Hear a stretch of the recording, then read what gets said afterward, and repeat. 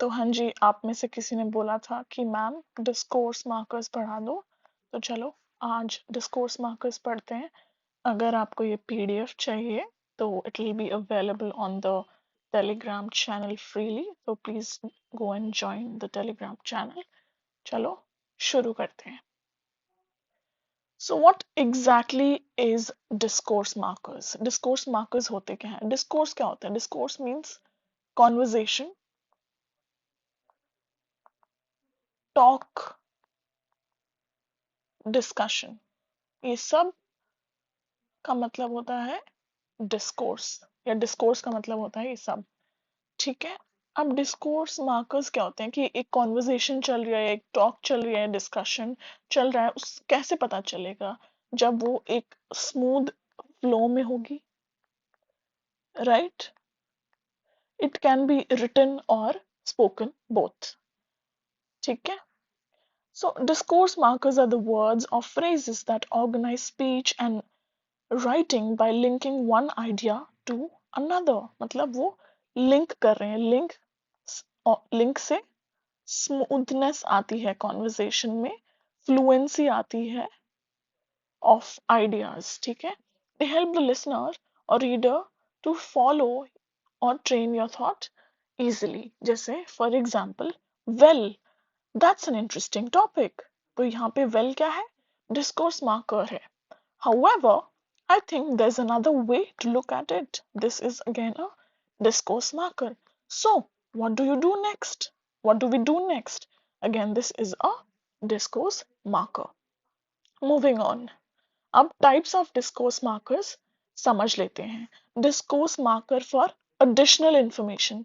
Additional information के लिए and, also, moreover, in addition, besides, के अलावा, that is in addition to, furthermore. I enjoy reading and I also love writing. Moreover, it helps improve concentration. ये मतलब additional information देने के लिए हैं ये सारे words। ठीक है। Then discourse marker for contrast, to show difference between or opposition between ideas. But, however, on the other hand, although, yet, still, ठीक है। She studied hard but she didn't score well। क्या मतलब तुम लोगों की भी यही कहानी है? However, we should consider another option। अब एग्जाम्पल सेंटेंसेस क्या है? She studied hard, वही सेम सेंटेंसेस यहाँ पे रिपीट हो गए हैं। ठीक है। चलो समझ आ गया ना? पहले एडिशनल इंफॉर्मेशन, अब कॉन्ट्रास्ट। अब कॉज एंड इफेक्ट के लिए क्या होते हैं? सो therefore, thus, consequently, or as a result, it was raining so we stayed inside। ये as a result या therefore। she worked hard therefore she succeeded। मतलब वर्क हार्ड करने से आप सक्सीड करोगे, that is true 100%, I believe so. ठीक है। Moving on. Discourse marker for sequencing. ठीक है। First, next, then, finally, after that, eventually. ठीक है। ये सब एक सीक्वेंस के लिए यूज होते हैं, यूज टू ऑर्गेनाइज आइडिया और show order. First, gather all material, then start the experiment. Then and than में क्या डिफरेंस होता है, कोई बताएगा मुझे कमेंट सेक्शन में। फाइनली सबमिट योर रिपोर्ट, मतलब आपने सारा काम कर लिया है, अब काम सबमिट करने की बारी आ गई है। चलो मूविंग ऑन। अब डिस्कोर्स मार्कर्स फॉर एग्जाम्पल्स और क्लैरिफिकेशन। क्या?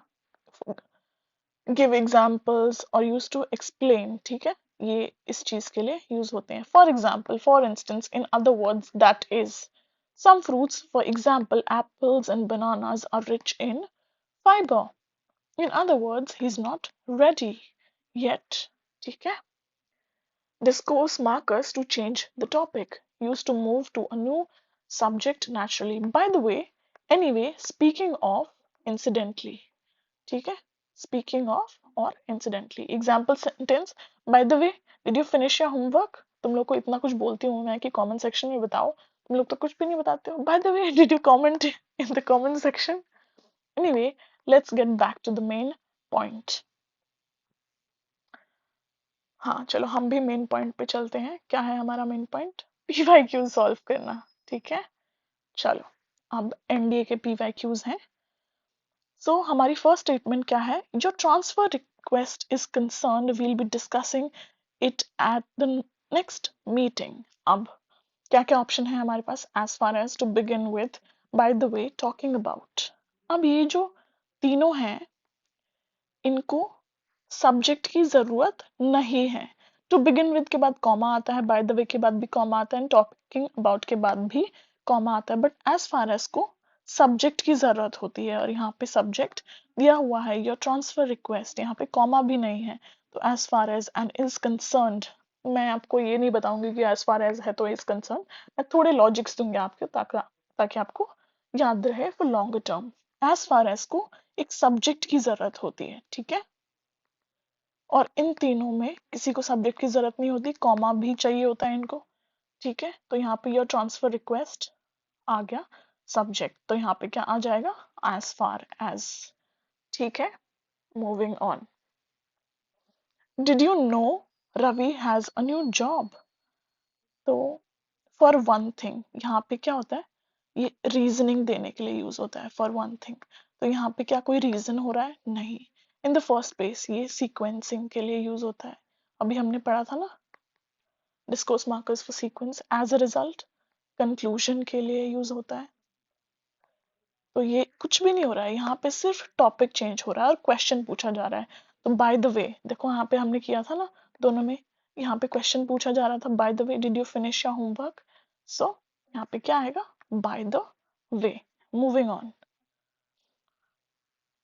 यहाँ पे dash the wind it was getting stronger as I walked and I was getting colder. अब हमें यहाँ पे ऑलरेडी एक सब्जेक्ट दिया हुआ है, ठीक है।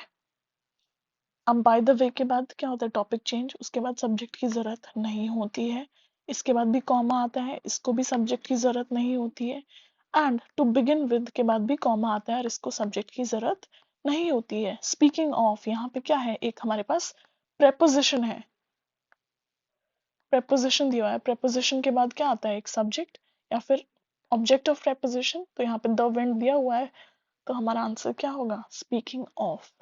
इन सब के बाद कॉमा आता है, जो कॉमा यहाँ पे दिया नहीं गया है, तो ये बेसिक सेंस भी आप लगा सकते हो, कॉमा यहाँ पे दिया हुआ है, ठीक है। ऑफ के बाद सब्जेक्ट की जरूरत है, ठीक है। मूविंग ऑन, ये सब मैं मार्क करके दे दूंगी आपको PDF in the Telegram channel. Next, what are you doing in my room? क्या कर रहे हो तुम यहाँ पे मेरे रूम में? ऑन द अदर हैंड, यहाँ पे जब टू पर्सपेक्टिव्स की बात हो रही होती है, टू पर्सपेक्टिव्स की बात हो रही होती है, तब आता है, मतलब on one hand she is being too polite to me and on the other hand she is bitching about me. So ये तो नहीं आएगा, टू पर्सपेक्टिव्स नहीं है यहाँ पे। फिर look there she is playing, तो यहाँ पे कोई स्टेटमेंट भी नहीं दी है, यहाँ पे एक क्वेश्चन दिया हुआ है। इवेंचुअली मतलब एक कंक्लूसिव स्टेटमेंट की बात हो रही है या फिर एक इवेंचुअलिटी की बात हो रही है, तो यहाँ पे तो क्वेश्चन पूछा गया है। तो excuse me what are you doing in my room, तो ये आएगा यहाँ पे, ठीक है। When you are in shock, या फिर you ask somebody a question, excuse me can you please pass on me a chair, ऐसा, ठीक है। तो क्वेश्चन एक्सक्यूज मी के साथ आता है। Moving on. An unhappy childhood leads to criminal behaviour. अब यहाँ पे ना कॉमा है, ठीक है। स्टिल इफ के लिए क्या होता है? कंडीशन की जरूरत होती है, तो यहाँ पे कोई कंडीशन दी हुई है?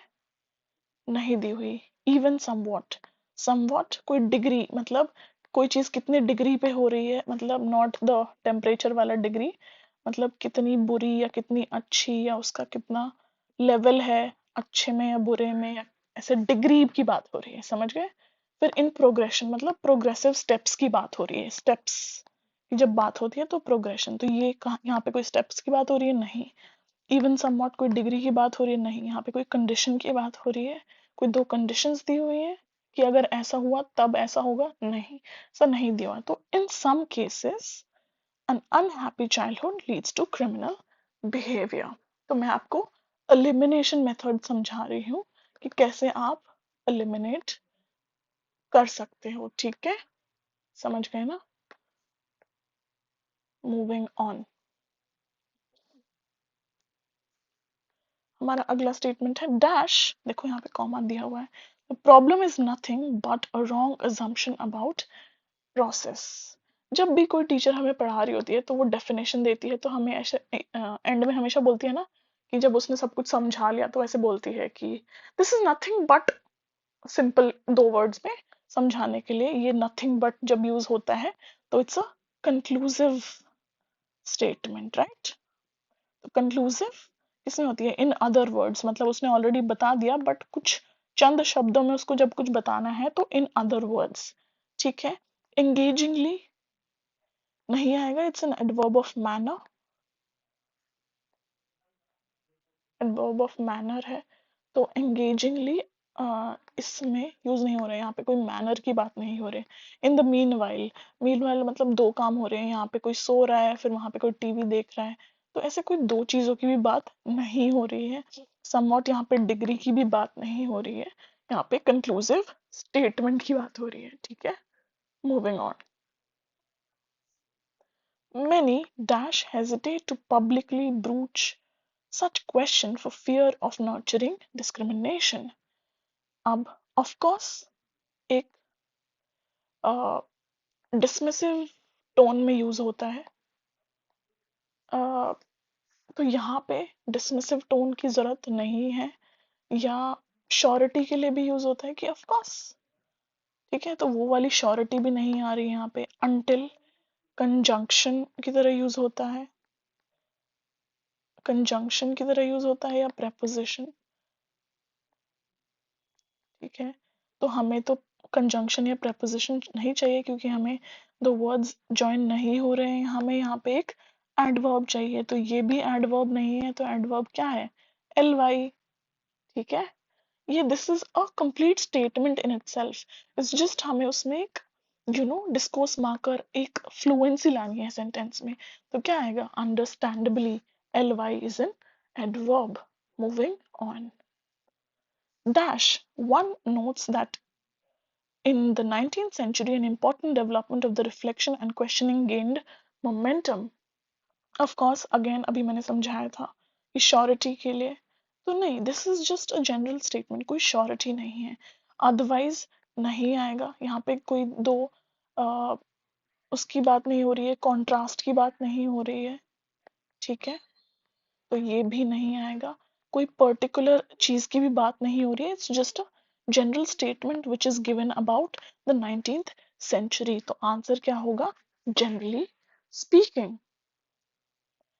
ठीक है। Moving on, dash comma the situation has completely transformed with the past few years। somewhat again degree की बात हो रही है कि नहीं हो रही, नहीं, कोई डिग्री की बात नहीं हो रही। बिलीवेबली एडवर्ब ऑफ मैनर, क्या एडवर्ब ऑफ मैनर है यहाँ पे, किसी चीज के मैनर, कोई चीज कैसे हो रही है उसके बारे में बात हो रहा है, नहीं हो रही। प्रीडोमिनेंटली, कोई चीज श्योरिटी से हो रही है, नहीं हो रही। दस, दस हमेशा सेंटेंस के स्टार्टिंग में आता है और कॉमा के साथ आता है, तो आपको समझ आ गया यहाँ पे दस आएगा। Moving on, dash the committee dash comma the committee is of the opinion that all the academic matters will be discussed in the executive body। but यहाँ पे क्या कोई कॉन्ट्रास्ट है, नहीं है। लेटर, कोई टाइम रेफरेंस है, कोई टाइम रेफरेंस दिया हुआ है, नहीं दिया हुआ है। ऑल्दो अगेन कोई कॉन्ट्रास्ट है, नहीं है, तो आंसर क्या हो जाएगा, हेंस। ऐसे आपको एलिमिनेट करना है, ठीक है, सारे ऑप्शंस को, तब आप एक श्योरिटी से आंसर पे पहुंच जाओगे। मूविंग ऑन, अब हम CDS के क्वेश्चंस कर लेते हैं, NDA के क्वेश्चंस हमने कर लिए, अब moving on to the CDS questions।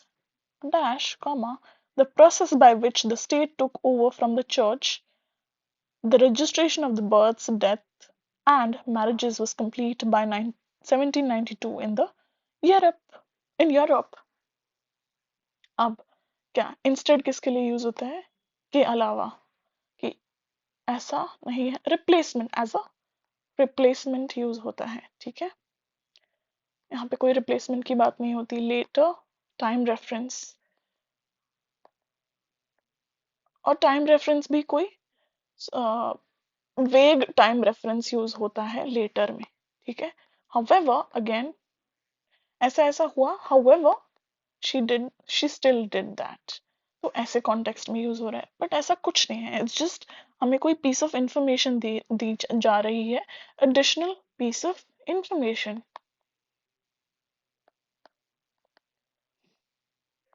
Info दी जा रही है, तो उसके लिए क्या होगा, बिसाइड्स, बिसाइड्स के अलावा होता है, ठीक है। however नहीं यूज होगा इसमें, क्योंकि कोई कॉन्ट्रास्टिंग चीज नहीं दी गई है, या फिर हमने कि ऑलरेडी उसको एक चॉइस दी है, स्टिल उसने ऐसा चूज करा करने का, ठीक है, वो वाला सिचुएशन यहाँ पे नहीं है। Moving on, dash comma the matter can not be settled that easily, what ever, क्या वट एवर एडवर्ब है, what ever is not an adverb, यहाँ पे हमें एडवर्ब की जरूरत है। Unfortunate is an adjective, again it's not an adverb. Unevenly is an adverb of manner, तो यहाँ पे किसी चीज के मैनर की बात हो रही है कि कोई चीज कैसे हुई है, नहीं। तो unfortunately the matter can not be settled that easily, मतलब वहां पे नेगेशन या कोई चीज नेगेटिव टोन में है ना, तो अनफॉर्चुनेटली हमेशा कोई नेगेटिव चीज के लिए या बुरी चीज के लिए ही यूज होता है ना, समझ गए। Moving on, dash, comma, the leader's comments came a day after the party's performance in the region was not encouraging. Enduringly and engagingly दोनों पॉजिटिव हैं, बट यहाँ पे वो एक नेगेटिव चीज की बात हो रही है, और दोनों एडवर्ब ऑफ मैनर है, और हमें एडवर्ब भी चाहिए, बट ये दोनों नहीं यूज होंगे। डिस्पाइट के बाद कॉमा नहीं आता है ना, और डिस्पाइट, क्या डिस्पाइट एडवर्ब है, नहीं है, तो हमारा आंसर क्या हो जाएगा, मोर ओवर। मोर ओवर हमें एडिशनल पीस ऑफ इंफॉर्मेशन पता चल रही है यहाँ पे, ठीक है। Moving on, dash comma the squad also has a couple of new faces who are equally well qualified to play the forthcoming match, while, while के बाद कॉमा नहीं आता, while एक कंटिन्यूएशन में सेंटेंस यूज होता है, बिकॉज ऑफ के बाद क्या चाहिए हमें, एक सब्जेक्ट चाहिए, तो यहाँ पे कॉमा है, सब्जेक्ट नहीं है। काइंड ऑफ के बाद भी हमें एक सब्जेक्ट चाहिए, यहाँ पे सब्जेक्ट नहीं है। ऑफ प्रेपोजिशन है ना, प्रेपोजिशन के बाद क्या चाहिएगा हमें, सब्जेक्ट, तो हमें आंसर क्या हो जाएगा, मीन वाइल, हमारा आंसर ये दोनों नहीं होंगे, ठीक है। It's like because of this that happened, kind of like this, ऐसा kind of, he kind of did that, ऐसा समझ गए ना, तो हमारा आंसर क्या है, मीन वाइल। मूविंग ऑन, अगर आपको समझ नहीं आ रही हैं चीज़ें, तो you can also message me on my Instagram channel, ठीक है। अगर आपको कुछ डाउट हैं चीज़ों को रिगार्डिंग, तो यहाँ पे इंस्टाग्राम पे आप मुझे मैसेज करके पूछ सकते हैं कहाँ से क्या पढ़ना है, ठीक है। चलो बैक टू द क्वेश्चन, कहाँ तक किए थे हमने, एनडीए वाले क्वेश्चंस कर लिए थे। So this is the next question, the principal was addressing the students on the ways and means of conducting the sports meet of the college, dash comma responding to the opinion of one of the athletes. She wanted to learn about how more sports could be included in the meet. Still and while, क्या ये दोनों adverb है, हमें यहाँ पे एक adverb चाहिए, comma दिया हुआ है, तो नहीं, these are not adverb. in spite of, क्या यहाँ पे के अलावा वाली सिचुएशन है, in spite of this you can do this, नहीं, वो वाला सिचुएशन भी नहीं है, उसी में एक एड ऑन वाला सिचुएशन है, यहाँ पे भी स्पोर्ट्स मीट की बात है, यहाँ पे भी she wants to learn more, तो इट्स फर्दर, फर्दर आएगा यहाँ पे, ठीक है, समझ गए, further comma this, right, same ही चीज की बात हो रही है with additional information, that is why further. Moving on, I must comma ask for tolerance from the board. For example, क्या कोई एग्जाम्पल हो रहा है? नहीं. लाइकली, क्या यहाँ पे लाइकलीनेस ऑफ समथिंग है? कितना प्रोबेबिलिटी है किसी चीज की होने की, उस चीज की बात हो रही है यहाँ पे? नहीं हो रही. 10 कहाँ पे यूज होता है? मैंने बताया था स्टार्टिंग में यूज होता है विद कॉमा. तो यहाँ पे स्टार्टिंग में तो ऑलरेडी आई मस्ट लिखा हुआ है, तो हमारा आंसर क्या होगा? therefore. therefore middle of the sentence में यूज हो जाता है. I must therefore ask for tolerance from the board. ठीक है, तो हमारा आंसर क्या है? therefore. मैं ये सारे मार्क करके आपको टेलीग्राम ग्रुप पे भेज दूंगी. अगर थोड़ी डिटेल्स वगैरह भी लिखनी होंगी वो भी लिख के भेज दूंगी. ठीक है. Dash, comma, eloquent expression of this skepticism can be found in the Hyde theory removed from reality. Engagingly. Engagingly adverb of manner है. यहाँ पे again adverb of manner की बात नहीं है. कोई चीज कैसे हो रही है उसकी बात नहीं हो रही. Fortunate again is a adjective. यहाँ पे adjective की जरूरत नहीं है, हमें adverb की जरूरत है. Somewhat again degree के लिए यूज होता है. यहाँ पे किसी चीज की डिग्री की बात नहीं हो रही है. Indeed आएगा, इसलिए हमारा ये हमने सारे eliminate कर लिए. ठीक है. Moving on. I shall consider the narrow lines of argument articulated by philosopher. Sui generis का मतलब होता है of a kind, one of a kind. तो यहाँ पे one of a kind का सेंस आ रहा है. I shall consider one of a kind the narrow lines. No, that's very wrong. Serendipitously, serendipity, chance, by chance. कोई चीज कितनी chances है, कोई चीज positive होने की कितने चांस है, दैट इज serendipitously. तो ये भी नहीं है. Matter of fact hyphenated form में यूज होता है, मैटर ऑफ फैक्ट, और ये एज एडजेक्टिव यूज होता है. तो यहाँ पे क्या हमें एडजेक्टिव की जरूरत है? नहीं, हमें यहाँ पे एक एडवर्ब चाहिए. तो हमारा क्या आंसर होगा? इन particular. Moving on. Dash, comma, issues of religious plurality are embedded in the relationship between different followers of the party. कोई चीज embedded है तो वो मतलब significant है ना. तो somewhat डिग्री की बात अगेन नहीं हो रही है यहाँ पे. over much is used as a determiner, pronoun and conjunction. ये यहाँ पे यूज नहीं होगा. unexpectedly, क्या यहाँ पे कोई चीज अनएक्सपेक्टेडली हो रही है? नहीं हो रही. यहाँ पे कोई चीज ऑलरेडी एम्बेडेड है, वो इट्स सिग्निफिकेंटली हैपनिंग. ठीक है, आंसर सिग्निफिकेंट होगा. आपको थोड़ा सा ग्रामर का सेंस यूज करना है अपना इन क्वेश्चन में इन क्वेश्चन को सॉल्व करने के लिए. फर्स्ट इज ग्रामर यूज करनी है आपको इन क्वेश्चंस को सॉल्व करने के लिए. सेकंड, आपको सेंटेंस की सेंस समझनी है. थर्ड, थोड़ा बेसिक लॉजिक, कॉमा वाला लॉजिक देखना है कि कहाँ पे कॉमा है, कहाँ पे कॉमा नहीं है. ये सारे लॉजिक आप यूज करोगे तो इजीली चीजें सॉल्व हो जाएंगी. सिर्फ एक चीज ऐसे नहीं कि क्या है इस मतलब ये जम रहा है, वो चीज मत देखना. ठीक है, दो तीन चीजें देखना. Moving on. Dash, we can take recourse to what I call an argument from ordinary life. Aggrievedly ये नेगेटिव कॉनोटेशन में यूज होता है, मतलब अग्रीव्ड पार्टी के लिए. बट यहाँ पे ऐसा कुछ नहीं हो रहा है. फेटली, कोई चीज फेटल है? नहीं, उसकी भी बात नहीं हो रही है. एक्सेप्टेबली, एक्सेप्टेबली, क्या उस चीज की एक्सेप्टेबिलिटी पे बात हो रही है? मैनर, नो, उस चीज पे बात नहीं हो रही. ठीक है, तो यहाँ पे क्या आएगा?